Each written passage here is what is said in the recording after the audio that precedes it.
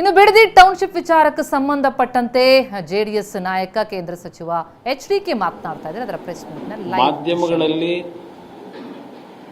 ಮತ್ತು ಜನಸಾಮಾನ್ಯರಲ್ಲಿ ಅತ್ಯಂತ ಹೆಚ್ಚಿನ ಚರ್ಚೆಗೆ ಗ್ರಾಸವಾಗಿರತಕ್ಕಂಥದ್ದು ಬಿಡದಿಯ ಒಂದು ಗ್ರೇಟರ್ ಬೆಂಗಳೂರಿನ ಟೌನ್ಶಿಪ್ನ ಜಾರಿಗೆ ತರ್ತಕ್ಕಂಥದ್ದಕ್ಕೆ ಇವತ್ತಿನ ಸರ್ಕಾರದಲ್ಲಿ ಕೆಲವು ತೀರ್ಮಾನಗಳು ಎಲೆಕ್ಟ್ರಿಫೈ ಸ್ಪೀಡಲ್ಲಿ ನಡೀತಾ ಇದೆ.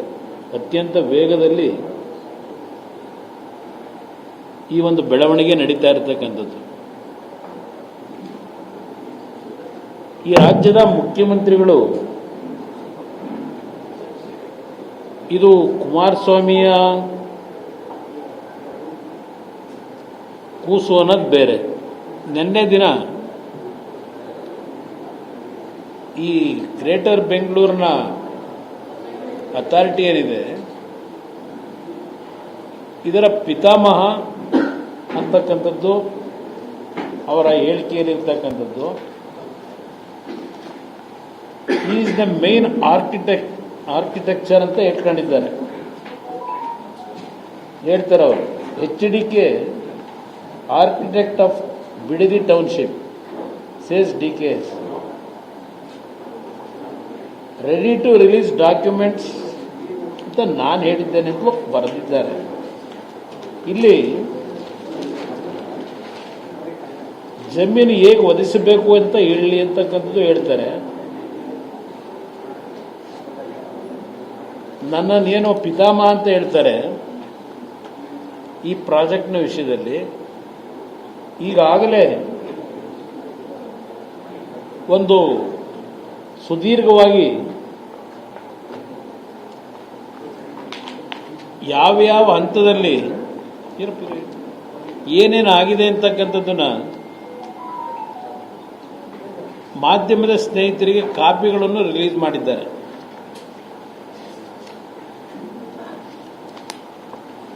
ಅದಿರಲಿಲ್ಲ ಆಮೇಲೆ ಹೇಳ್ತೀನಿ.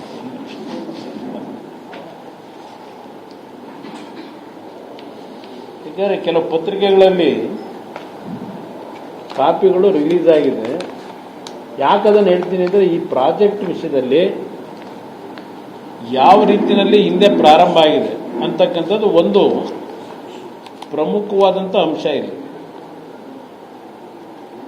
ನಾನು ಅದನ್ನು ಒಪ್ಕೊಂಡಿದ್ದೇನೆ. ಈ ಒಂದು ಕಾರ್ಯಕ್ರಮ ಇದಕ್ಕೆ ಚಾಲನೆ ಕೊಟ್ಟವನು ನಾನೇ ಅಂತಕ್ಕಂಥದ್ದನ್ನು ಹೇಳಿದ್ದೇನೆ. 5 ಟೌನ್ಶಿಪ್ಗಳನ್ನು ಪ್ರಾರಂಭ ಮಾಡ್ತಕ್ಕಂಥ ನಿಟ್ಟಿನಲ್ಲಿ ತೀರ್ಮಾನ ಪ್ರಾರಂಭಿಕ ಹಂತ ಮಾಡಿದ್ದು ನಾನೇ ಅಂತಕ್ಕಂಥದ್ದು ಬಹಳ ಸ್ಪಷ್ಟವಾಗಿ ಹೇಳಿದ್ದೇನೆ.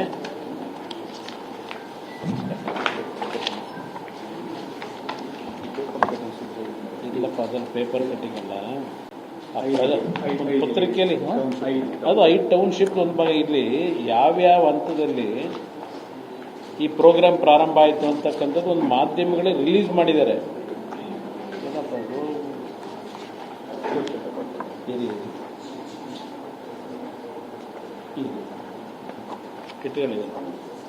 ಇಲ್ಲಿ ಬ್ರದರ್, ಗ್ರೇಟರ್ ಬೆಂಗಳೂರು ಅಭಿವೃದ್ಧಿ ಪ್ರಾಧಿಕಾರದಿಂದ ಉದ್ದೇಶಿತ ಸಮಗ್ರ ಉಪನಗರ ಅಭಿವೃದ್ಧಿ ಯೋಜನೆಯ ಬಗ್ಗೆ ಕಾಲಾನುಕ್ರಮದ ವಿವರ ಅಂತೇಳಿ ಮಾಧ್ಯಮಗಳಿಗೆ ಅವರೇ ಮುಖ್ಯಮಂತ್ರಿಗಳ ಕಚೇರಿಯಿಂದ ಯಾವ್ಯಾವ ಡೇಟಲ್ಲಿ ಯಾವ್ಯಾವ ತಿಂಗಳಿನಲ್ಲಿ ಯಾರು ಮುಖ್ಯಮಂತ್ರಿಗಳಿದ್ರು ಈ ಒಂದು ಪ್ರೋಸೆಸ್ ಯಾವ ರೀತಿ ಆಗಿದೆ ಅಂತಕ್ಕಂಥದ್ದು ಮುಖ್ಯಮಂತ್ರಿಗಳು ಕೆಲವು ಪತ್ರಿಕೆಗಳಿಗೆ ಮಾಹಿತಿ ಕೊಟ್ಟಿದ್ದಾರೆ. ಇಲ್ಲ ಮುಖ್ಯಮಂತ್ರಿ ಕಚೇರಿಯಿಂದ ಕೊಟ್ಟಿದ್ದಾರೆ. ನಿಮಗೆ 23/9/2006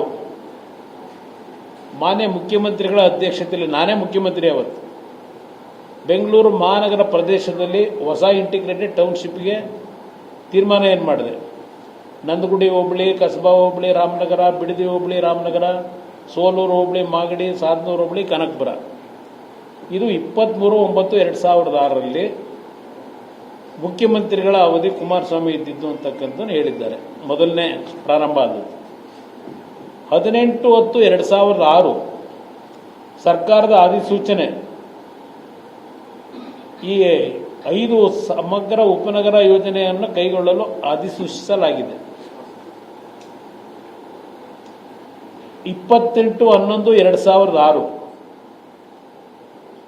ಸಮಗ್ರ ಉಪನಗರ ಯೋಜನೆಗೆ ಸಂಬಂಧಿಸಿದಂತೆ ಪ್ರಧಾನ ಕಾರ್ಯದರ್ಶಿಗಳು ನಗರಾಭಿವೃದ್ಧಿ ಇಲಾಖೆಯವರ ಅಧ್ಯಕ್ಷತೆಯಲ್ಲಿ ಡಾಕ್ಯುಮೆಂಟೇಷನ್ ಕಮಿಟಿ ರಚಿಸಿ ಆದೇಶಿಸಲಾಗಿದೆ. ಕಾಪಿ ಕೊಡ್ತೀನಿ ನಿಮ್ಗಳಿಗೆ, ಮತ್ತೇನಾದ್ರು ನಿಮ್ಮ ಹತ್ರ ಇಲ್ಲದೆ ಇದ್ರೆ. ದೆನ್ 29/11/2006 ಉದ್ದೇಶಿತ ಟೌನ್ಶಿಪ್ ಯೋಜನೆಗಾಗಿ ಘೋಷಿಸಲ್ಪಟ್ಟ ಗ್ರಾಮಗಳಲ್ಲಿ ಯಾವುದೇ ಪ್ರಾಧಿಕಾರವಾಗಲಿ ಅಥವಾ ವ್ಯಕ್ತಿಯಾಗಲಿ ಬೆಂಗಳೂರು ಮಹಾನಗರ ಪಾಲಿಕೆ ಪ್ರದೇಶಾಭಿವೃದ್ಧಿ ಪ್ರಾಧಿಕಾರದ ವತಿಯಿಂದ ಪೂರ್ವಾನುಮತಿ ಪಡೆಯದೆ ಯಾವುದೇ ರೀತಿಯ ಅಭಿವೃದ್ಧಿಗೆ ಅನುಮತಿಸತಕ್ಕದ್ದಲ್ಲ, ಕೈಗೊಳ್ಳತಕ್ಕದ್ದಲ್ಲ ಅಂತಕ್ಕಂಥ ಹೇಳಿದವರು ಒಂದು ಆದೇಶ ಹೊರಡಿದೆ. 28/6/2006 ಉಪನಗರವನ್ನು ಅಭಿವೃದ್ಧಿಸಲು ಅಧಿಕೃತ ಪಾಲುದಾರರನ್ನು ಗುರುತಿಸಲು ಜಾಗತಿಕ ಟೆಂಡರ್ಗಳನ್ನು ಕರೆಯಲಾಯಿತು. 11/6/2007 ಕನಕಪುರ ತಾಲೂಕಿನ ಆರೋಳ್ಳಿ ಹೋಬಳಿಯ ಒಡೆರಹಳ್ಳಿ ಮಂಡಲಹಳ್ಳಿ ಪೂರ್ಣಗ್ರಾಮ ಹೆಚ್ಚುವರಿ ಬಿಡದಿ ಸಮಗ್ರ ಉಪನಗರ ಯೋಜನೆಗೆ ವ್ಯಾಪ್ತಿಗೆ ಸೇರ್ಪಡೆಗೊಳಿಸಲಾಗಿದೆ. 11/6/2007 ಅಂದರೆ ಜೂನ್ ತಿಂಗಳು 11ನೇ ತಾರೀಕು 2007ನೇ ಇಸ್ವಿ. ಇದು ನನ್ನ ಅವಧಿಯ ಸಂದರ್ಭದಲ್ಲಿ ತೆಗೆದುಕೊಂಡಂತ ಡೇಟ್ ವೈಸು, ಮಂತ್ಲಿ ವೈಸು ಅವರೇ ಕೊಟ್ಟಿದ್ದಾರೆ. ಈ ಕಾಪಿನೂ ನಿಮಗೆ ಕೊಡ್ತೀನಿ. ಇದಾದ ನಂತರ ಜುಲೈ ತಿಂಗಳಿನಲ್ಲಿ ಇದೇ 2007 ವಿಧಾನಸಭೆಯ ಕಲಾಪದಲ್ಲಿ ಸುದೀರ್ಘವಾಗಿ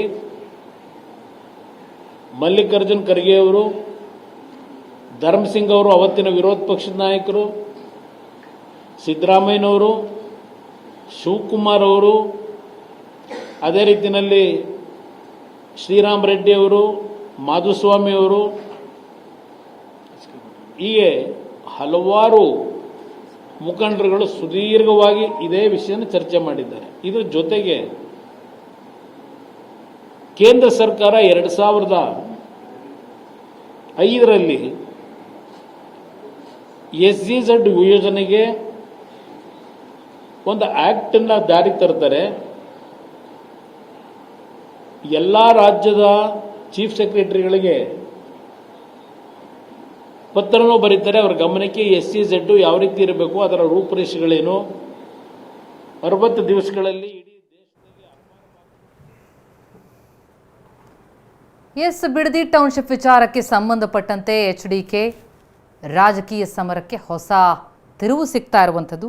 ನನ್ನ ಅವಧಿಯಲ್ಲಿ ಟೌನ್ಶಿಪ್ ಯೋಜನೆ ಆರಂಭ ಆದದ್ದು ನಿಜ, ಆದರೆ ಈಗ ರೈತರಿಗೆ ಅನ್ಯಾಯ ಆಗೋ ರೀತಿಯಲ್ಲಿ ನಡೀತಾ ಇದೆ ಅಂತಂದರೆ ಅದರ ವಿರುದ್ಧ ಧ್ವನಿ ಎತ್ತುವುದಾಗಿ ಕುಮಾರಸ್ವಾಮಿ ಮಾತನಾಡಿದ್ದಾರೆ.